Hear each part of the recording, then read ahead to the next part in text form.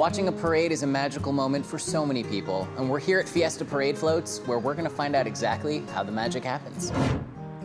So, how long have you been doing this? I started decorating when I was 8 years old, so this rose parade we just had was my 52nd rose parade. How do you get into the float industry? My father built spacecraft parts for a Jet Propulsion Laboratory, so building things that went out of this world, per se. So I think I got some natural aptitude from Dad, but I just found them to be a lot of fun.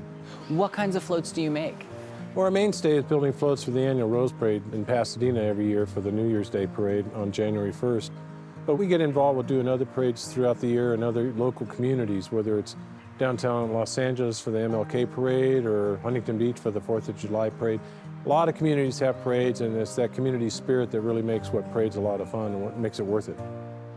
What's the design process? How does it work? I'll sit down with the client to see what their goal is, what they're trying to propagate. So I'm trying to get some bullet points out of them on what they want to see, the overall thought process on their design. So I take all those little bullet points and I'll kind of think about it and try and narrow it down to like 2 or 3 items. And so you need people to quickly see the float, recognize the float, and understand what it is in 5 seconds, otherwise you're going to lose it. And then everything is painted for the Rose Parade on the floats because the decorators decorate by color, kind of like paint by numbers scenario. And then it takes approximately 7,000 hours to decorate one float. That's a lot of manpower.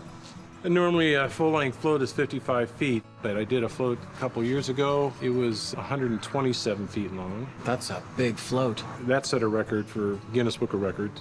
The record it broke was the record I set with another float, and also weighed the heaviest ever, and weighed in at 146,000 pounds. My That's goodness. 73 tons.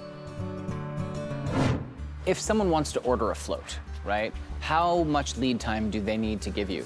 Yeah, I generally like to get about 7, 8 weeks in advance, and because I got a great crew, and we turn around and can quickly change floats, alter floats to make them fit for local parades because the budget's so much different. It's really interesting to see all the different things here. I mean, like, this looks like a Noah's Ark type situation. Is that kind of what that was? Yeah, that was from the recent Rose Parade. That was just left of the Dole float, where we had a series of animals. In this case, you can certainly see the giraffes and the elephant. We've also done props and things used in music videos, and TV shows a number of times. We make up our own dashes. Battery selector switch is that big knob. You pull one lever to turn on the ignition system, and just push the start button. That's pretty much about it.